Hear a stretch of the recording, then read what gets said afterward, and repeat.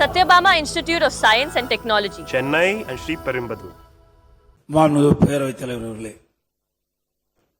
பொன்மனச்சம்மல் புரட்சித் தலைவர் எம்ஜிஆர் அவர்களையும் இதயம் புரட்சித் தலைவி அம்மா அவர்களையும் வணங்கி நடைபெற்று முடிந்த சட்டமன்ற பொதுத் தேர்தலில்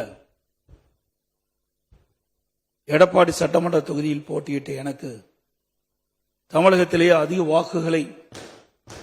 வாக்கு வித்தியாசத்திலேயே வெற்றி பெற செய்த எடப்பாடி தொகுதி வாக்காளர் பெருமக்களுக்கு எனது நெஞ்ச நிறைந்த நன்றியினை அவர்கள் பாதங்களிலே சமர்ப்பித்து, மாண்புமிகு பேரவைத் தலைவர் அவர்களை,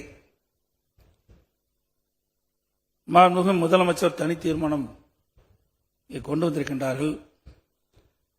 அதிலே அனைத்து இந்திய அண்ணா திராவிட முன்னேற்ற கழகத்தின் சார்பாக என்னுடைய கருத்துக்களை கூற விரும்புகின்றேன். கர்நாடக அரசு மேகதாதுவின் கோரிக்கை அணை கட்டுவது தொடர்பாக பல்வேறு காலகட்டங்களிலே அதை தடுத்து நிறுத்துவதற்கு அனைத்து இந்திய அண்ணா திராவிட முன்னேற்ற கழக அரசு பல்வேறு நடவடிக்கை எடுக்கப்பட்டது. கர்நாடக அரசு மேகதாது என்னும் இடத்தில் தன்னிச்சையாக காவிரி ஆற்றின் கோரிக்கையை அணை கட்ட முயற்சித்து தடுத்து நிறுத்தம் போட்டு மாண்புமிகு அம்மா அவர்கள் தமிழகத்துடைய முதலமைச்சராக இருந்த காலகட்டத்தில் 5/12/2014 அன்று தமிழ்நாடு சட்டப்பேரவையில் தீர்மானம் கொண்டாந்து நிறைவேற்றப்பட்டு மாண்பு உறுப்பினர்கள் அந்த விவாதத்திலே கலந்து கொண்டு பல்வேறு கருத்துக்களை அப்பொழுது தெரிவித்துக்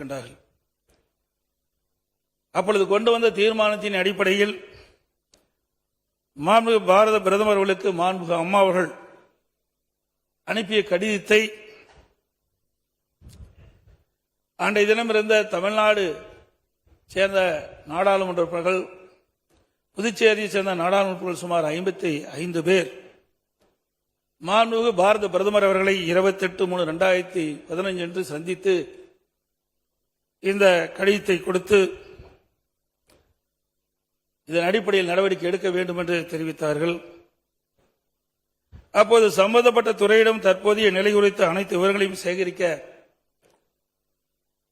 ஏற்கனவே அறிவுறுத்தியுள்ளதாகவும் இது குறித்து பரிசீலிப்பதாகவும் அன்றைய தினம் மாண்புமிகு பாரத பிரதமர் நாடாளுமன்றத்திலே உறுதியளித்தார்கள். Satyabama Institute of Science and Technology, Chennai and Sri Perumbudur.